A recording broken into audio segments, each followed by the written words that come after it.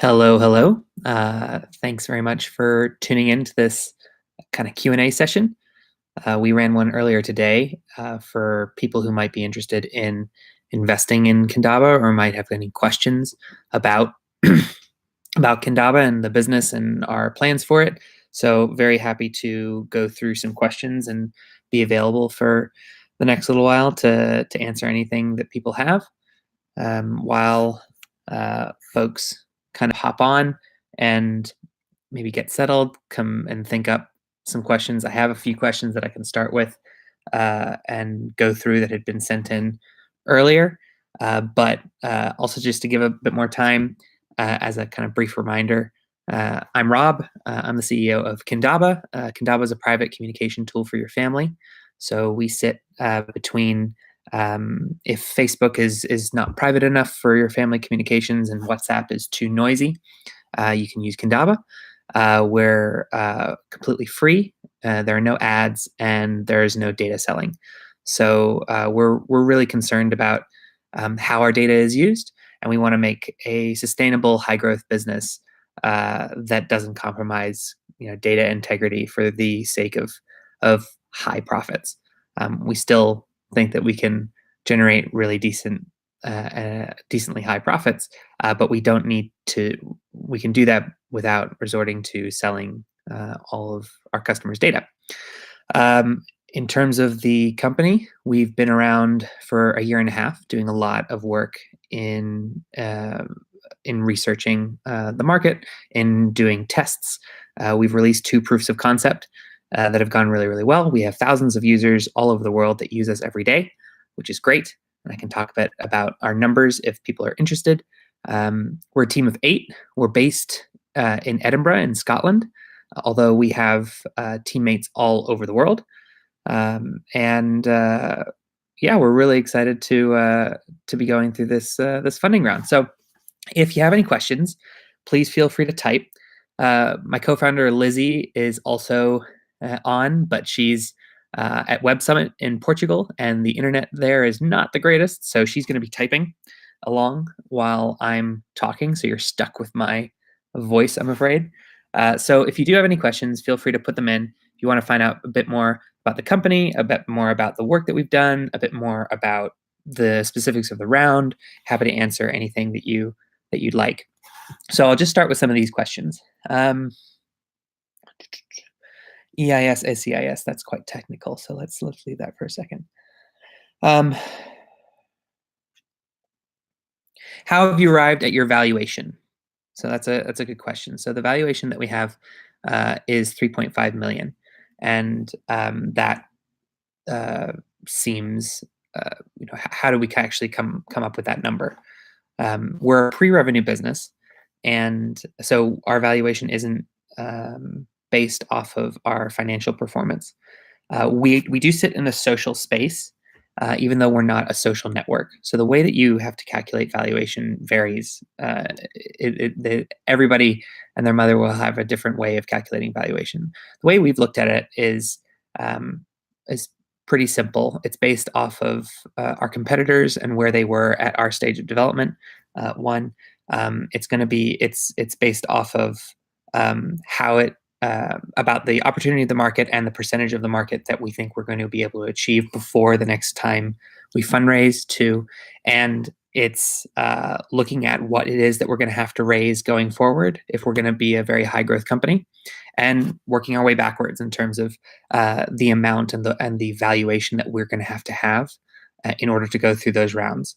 So oftentimes when you're doing larger raises in the future, you still have to give away a certain percentage of your company, and because of that, especially when you're raising much larger amounts of money, the percentage of shares that are founder shares is very important, because it gives larger investors confidence that the founding team is going to stay active, stay engaged in the business. Because we haven't raised very much before, we have to be very careful about when we raise so that we're not in a position where we're diluting our investors going forward in the future, or running the risk of being wiped out from a cap table point of view. So our valuation is based off of a whole bunch of different metrics, and our proposition is also kind of de-risked by all the research that we've done. We did 2 years worth of research before starting Kindaba, so we understand exactly what we need to get to, and we also know how we're going to do it. Our KPIs are very reasonable, and they overshoot what the Series A investors that we've talked to are looking for. So we think that we're going to be able to meet those and exceed them pretty quickly. So that's a little bit about valuation. If anybody, if you want more details, if something didn't sound right, please ask. Happy to go through that again. There were some questions asked about EIS and SEIS. So EIS and SEIS are tax programs for UK taxpayers. So if you are a UK taxpayer, you might have heard of EIS and SEIS if you've done investments before. So one question was, when will you have confirmation of EIS?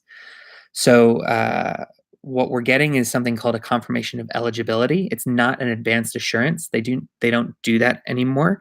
What it is, it's a confirmation that we are eligible for EIS. We put that in on the 22nd of September, and HMRC have said that it takes between 4 and 6 weeks to get that back.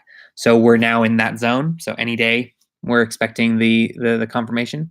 That was put in by our accountants, who have also confirmed that we are eligible, but that confirmation from HMRC we're just still waiting on. We do have SEIS advanced assurance from when we got it previously, when it was still possible to get that, and we have about £23,000 of SEIS still available to be allocated.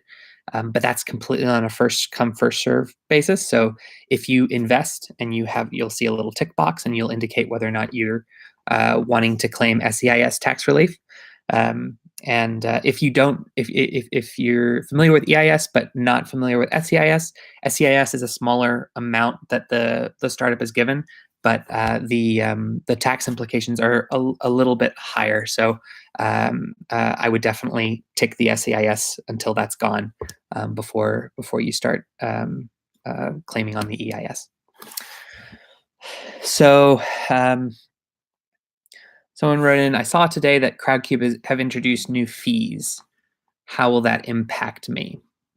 So if you've already made an investment in our campaign, or if you're thinking of doing so before the 12th of November, there won't be any charges. But Crowdcube sent an email out notifying folks that there's going to be a 1.5% charge on investors' fee, on the investment charged to Crowdcube. It's nothing to do with us, from the 12th of November. We're not pleased about it. We're pissed off about it. It's to be honest, it's not great to be told about that, but it is only coming into force on the 12th of November. So if you are interested in investing, and if you get it in before then, you won't be charged. They also are capping this fee at £250. And then also, if you are making a larger investment, if you're expecting to make like an investment that isn't through a credit card processing, if you're going to be doing a bank transfer instead, they've told us that fee won't be applicable. That's what we're going on from what Crowdcube have told us. We're still trying to explore different options because we want to do right by our investors as much as possible. So that's the answer to that. Rewards. What some rewards? Questions about rewards being used as a gift, for instance, to give a family member. So just to go over our rewards, we have a couple of rewards aside from obviously the ultimate reward of being a shareholder in Kindaba. £10 will get you a golden ticket, so you will have access to our application, our platform before anybody else does. You'll be the first. So as soon as that's ready, you are the first to go. And that's for £10. For £100, we're going to get you some nice merch, some nice swag. So we're going to be getting you're going to be getting an exclusive T-shirt that's kind of branded with our new mosaic design, and it's going to say "Early Backer" on the back. And this T-shirt's going to be really nice material. It's going to be similar to the American Apparel type T-shirts. It's the company that American Apparel kind of turned into. So really nice light gray T-shirts with a beautiful mosaic kind of design on the front. It's real hip. Trust me. Our co-founder Will has stamped the approval of hipness, and if you're watching, Will, yeah, you are the arbiter of what is to be considered hip. So for £1,000, we're partnering with a company called Power a Life. We actually work in the same offices with them, and they're an amazing company. So they sell chargers, like brick chargers, for your phone, right? But when you buy that, and chargers and charging cables, really high quality stuff, phone cases. But when you buy one of those, you're also buying a solar light for a village in Africa. And they have some pretty cool partners that they work with in Africa. You can check them out. Power Life. And if you're investing £1,000 or above, you're going to be getting one of these chargers, and you're also going to be gifting a solar light to a child in Africa, which is pretty cool. For £10,000, you are going to get our premium features for life. One of the ways that we expect to take in revenue is by offering certain premium features, and for a certain part of that, a certain part of that premium access, you're never going to have to pay. So you'll also always be recognized and thanked in an in-app page as one of our kind of early backers. For £25,000, we are going to treat you to dinner at a very fancy, at least it's fancy by my standards, fancy Michelin star restaurant called The Kitchen. It's by a chef called Tom Kitchen. Apparently he's well known. Sorry, Tom, if you're watching. But that's down in Leith, where our office is. And then for £100,000, for the small paltry sum of £100,000, you and a special someone will get given a hot air balloon ride, followed by a meal with us as well. So that's quite exciting. I won't be joining you for that because I'm kind of terrified about hot air balloon rides. Slightly ironic, but that's pretty fun as well. So all of these things, if you are planning on gifting it to someone else, but you're wanting to make the investment, that's fine with us. We can figure that out. In terms of share types, if there's a question around that, what kind of shares are we getting? Are the lead investors getting any specific deals or preferential treatment? The answer is no. The lead investor, Gareth Williams, who's taking part in the Crowdcube just like everybody else, is being treated just like everybody else. We have two types of shares. We have B shares and A shares. So A shares are £10,000 and above. We'll get you an A share, and that's a full voting share. And then B shares, you won't have the voting rights in the same way. So nobody gets any preferential treatment.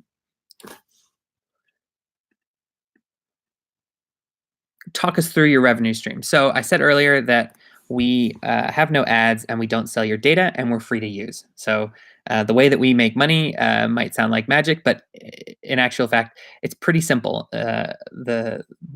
in terms of the revenue streams that we're going to be going after first. There are three main types. So the first is physical products, and gifting. Think if you want to order that like photo book for your mom for Christmas, you'll be able to have 2 taps and order that and have it sent to your mom. We'll make some money off of that. Pretty basic. Really good market for it. About 30 billion in the customized product market last year. So it's a pretty healthy market and kind of easy to understand revenue stream. Second stream is premium features and add-on products. So think like iCloud Photos. You pay for more storage space, or Google Photos, you pay for a higher quality image. that you have access to. So we'll be introducing certain things like that around kind of niche areas, and then we'll also be having a children's experience eventually. So we're working with content partners to develop child's experiences and activities for them to do, that some of which might be paid. And then the third revenue stream are affiliate revenue. So, for example, if you were to share a book that you're reading, and then I eventually end up buying that book from Amazon, we'll get a little bit of money back. It's similar to how web browsers make money. When you search for something in a web browser, they get a little bit of affiliate revenue back from that browser. So those are the three main revenue streams. They're pretty well understood, and our forecasts are pretty conservative. Basically, we look at a medium performing business or competitor in that space, and we assume that we'll be half as efficient when trying to understand, how much revenue we'll need in order to get to the point of breaking even. Go back to these questions. One thing was about board seats. So does 50K buy you a board seat? The answer is no, we don't sell board seats. Board seats are not based off of your level of investment. Our board of directors will be made up of people that can provide very specialized experience or experience access or awareness for us as a business. That doesn't mean we don't appreciate people's input. We do have an advisory board that we would welcome people on, and we're very active in terms of how often we communicate with our investors. We have a dedicated Slack channel for investors. They can ask us questions anytime. We send monthly email updates, and we also have all investor calls. So we do have a lot of opportunities for you to get involved and tell us what you think. We're definitely hoping for an active investor pool, but we don't have any kind of a monetary qualification for someone who is to be considered for our board of directors. If you think that you might be a good fit, and you either come from a background in consumer products, you have relationships with much larger funders, so Series A, Series B style funders in London or on the West Coast of the US, or you're an experienced operator and you can grow and scale teams very fast, then we definitely want to talk to you. But no, we don't have any kind of investment that level of investment that then guarantees a board seat. All right, what share class? Let me go to our other questions. Right.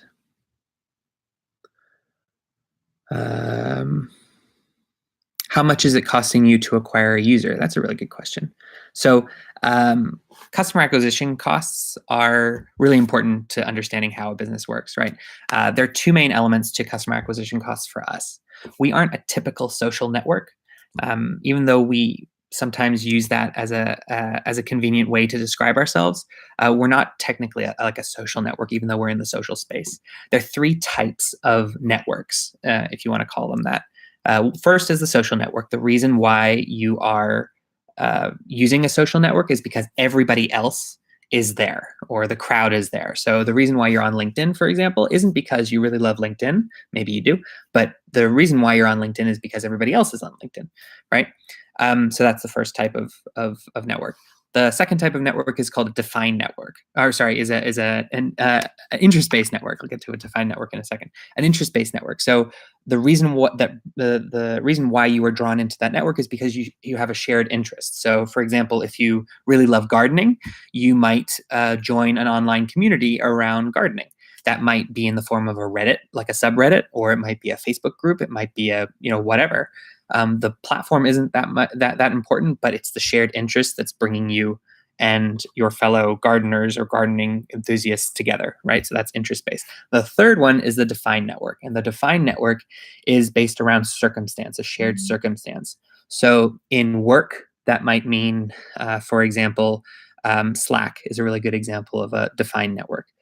You wouldn't use Slack because everybody and their goldfish is on Slack. You'd only use Slack if your team is using it, if your business is using it. If anybody doesn't know what Slack is, maybe you use Microsoft Teams or Yammer or another type of product that is a communication product, but for your office, right? So in that case, the shared circumstances that you're working together. So much like Slack, Kindaba is for the shared circumstances being related or being very very close to one another.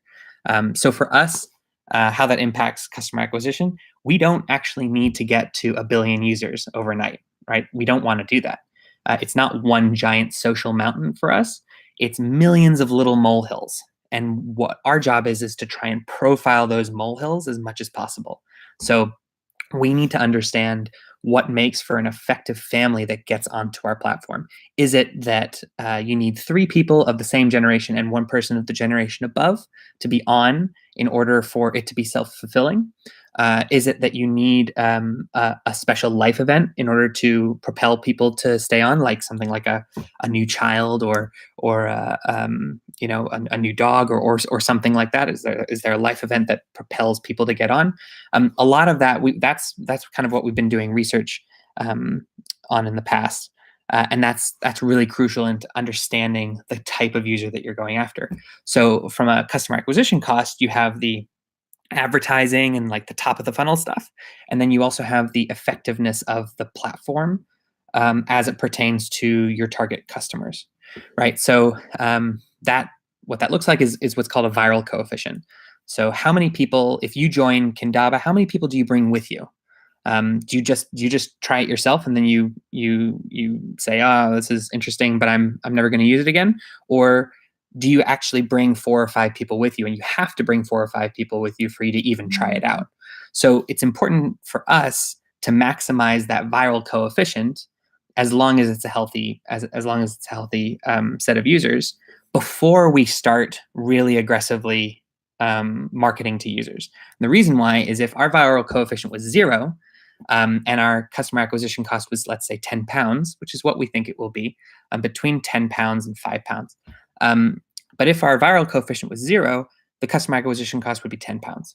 If our viral coefficient is 5, so n plus 5, that means our customer acquisition cost goes down to £1.6 or £1.666, right? So our approach to that is that we're focusing heavily on the virality and retention. Those are our kind of 2 main metrics before we start going to the top of the funnel type of stuff. In terms of the top of the funnel type of stuff, it's going to be a lot of content marketing, which we're already doing experiments on right now, trying to understand what our target customers are reading, what they want to read, what they want to watch, what they want to listen to, and producing content that gives them exposure to our brand. But we'll also be engaging in certain types of digital advertising, eventually partnerships, and other things. So it's a multi-channel kind of approach, but we're not going to really start to do that with a huge kind of spend until we've hit certain milestones on our viral coefficient. So a few months ago, we were at an n plus 0.77. In terms of virality, we're now up to an n plus 2, and we're expecting to be at an n plus 5 by the middle of next year. So our customer acquisition cost is going to be around £10, and that's based off of a whole bunch of experiments that we've done. But when we start to spend considerably, we're going to have that effective customer acquisition cost down to about the £2 mark. So I don't know if that was interesting or not, but I could talk about it all day. So hopefully that was helpful. What is your monthly user growth rate? All right. Okay. So let's talk about numbers. So right now we're in invite-only alpha. So it's not like anybody can go on and just join. So our numbers are mostly just viral numbers, not kind of top of the funnel acquisition numbers. The way that we're growing right now is because people who are using the app are now inviting other people to join to come on the app. So that's like the mechanism. That's how we're doing it. So keeping that in mind, we are growing for the past year. Our average weekly growth rate for weekly active users. That's what's important to us. It's the daily actives right now, and it's not like the people who have been seen for the past 60 days. It's a weekly one. So our average growth rate has been a 9.6% weekly active growth rate growth over the last 12 months, which is a lot higher than we thought. In terms of the metrics that we care about the most, it's the day 7 retention versus the day 30. And all that means is if you join Kindaba, what are the chances that you are going to be seen on the platform on day 7? And what are the chances that you're going to be seen on the platform 30 days after you've joined? What we would really like is we would like the numbers of the day 7 and the day 30 to be very similar, because that means that if we can keep you on within the first week, it's likely you're going to last the month. And if you're going to last the month, it's likely that you're going to last a lot longer. So healthy rates for that would be like 20% and a 15%, or 25% and a 20%. We're hitting right now quite a bit higher than that. So we were at a 33%, 30%, and now we're at a 46% day 7 and a 40% day 30, which is really high. And we certainly expect to try and match that, but we're not using that as the basis of our expectation. We are expecting to have around a 20% active user rate. And so that's kind of how we're thinking about that. If you'd like more numbers, just tell me and I will geek out and just share with you all the numbers that we have. But that's our growth rate. What's our current cash burn? So right now we spend around £17,000 a month on average. After this raise, we'd like to increase that to about 30 to start with. And then once we start adding more acquisition channels, we'll then increase that even more. In terms of when will you need to raise investment again? So how long does this give you? So bearing in mind that our customer acquisition cost depends on our viral coefficient, this raise will take us between 12 and 18 months. We need a certain amount of time in order to make sure that we have enough of a buffer time to meet all of our KPIs. But there's a few things that'll impact how we spend our money. So about 40% of the round is going to be focused just on product. So this is hiring more engineers, making sure that the product is working. We're going to be doing some really cool machine learning things as well. So that's about 40%. 40% has been earmarked to growth, and part of that is staffing. So it's like hiring experts in like channel experts, creative experts, and then also like data experts. But then a large part of it is actual just like ad spend or content spend or talent spend. And that amount it's going to depend on how efficient we are with our viral coefficient, and then how much we want to grow every month. So if, for example, if we do everything that we're expecting to do, it'll last us about 15 months, right? If we are more efficient than we thought on getting to our viral coefficient and our customer acquisition cost stays at 10, that means that it'll be able to last us a little bit longer, because we don't really want to grow more than 20% month on month. If our customer acquisition cost is a lot lower than we're thinking, that could also impact it as well.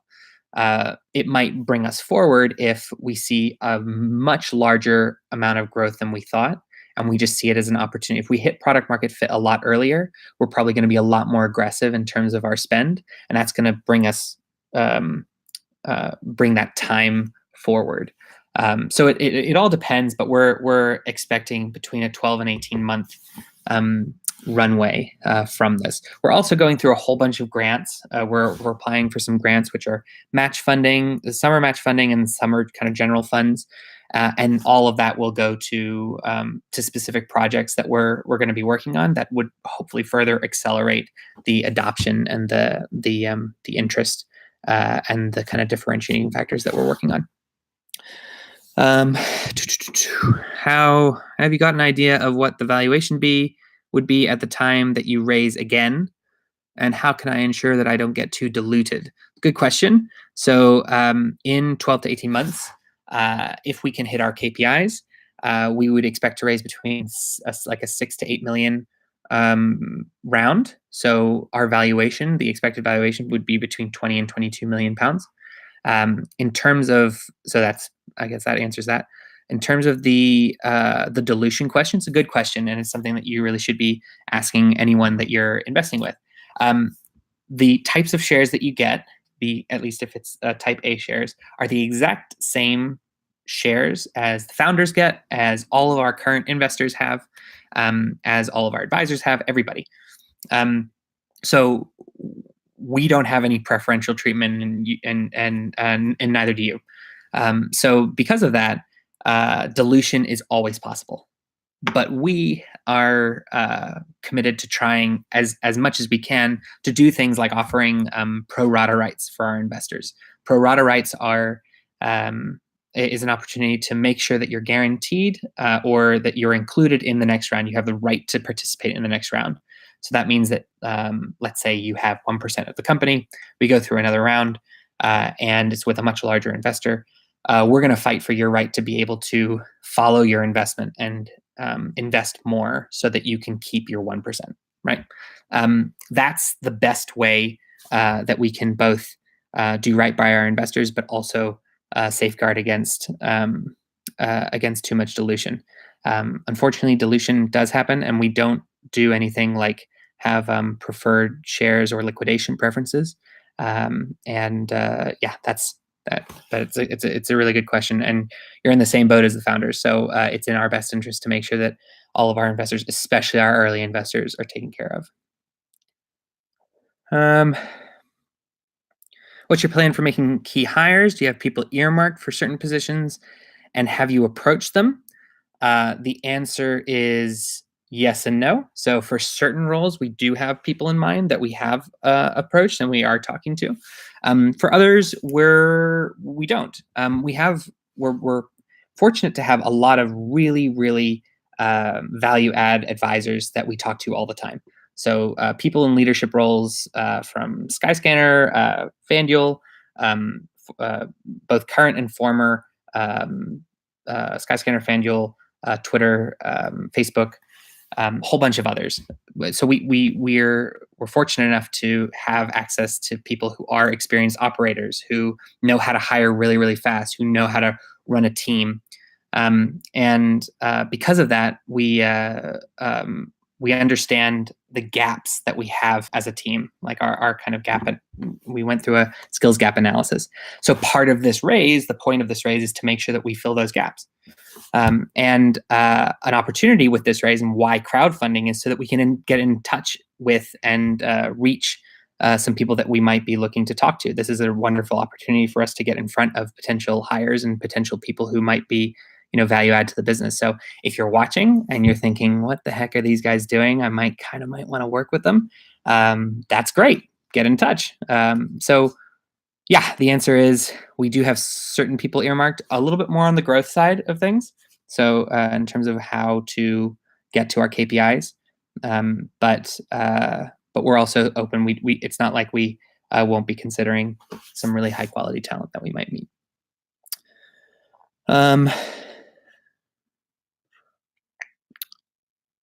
Where will you raise your next round of investment?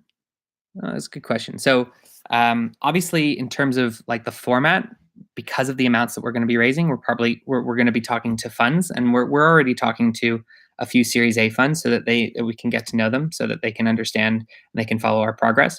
But in terms of location, it will most likely be London or the West Coast of the U.S., potentially New York, but it's most likely the West Coast of the U.S. or London. We'd also really like to open that round up to the crowd as well, and make sure that people can continue to share in our success and to participate at any level. So following in the footsteps of amazing companies like Monzo, for example, raising a lot of money, but pretty much every one of their rounds, they've also gone to the crowd and opened it up for to their community so that they can share in their adventure with them. And Monzo is a really great example of a company that knows how to take care of its community, and it's definitely there are definitely folks that we want to emulate as much as possible. So that kind of gives you a sense of what we'd like to do and how we'd like to approach not only dealing with our investors, dealing with our shareholders, and with our community, but also approaching kind of future rounds of funding. So if anyone has any other questions, that's the half hour. But if you do have any questions, I'm happy to answer them. If anything didn't make sense, I'm happy to go through it. If you'd like to know a bit more about the product or the founders or the team, what countries we're all in, if you're interested in working for us, I could talk to you about how we operate as a team. Happy to answer any questions. But otherwise, also feel free to just write them in, get in touch with us. Go to crowdcube.com/Kindaba and you can see all of our information there. You can also just go to kindaba.com and you'll see a big banner that points you right to our pitch. And yeah, get in touch with any questions, and looking forward to having you on board. Thanks, everyone. Take care.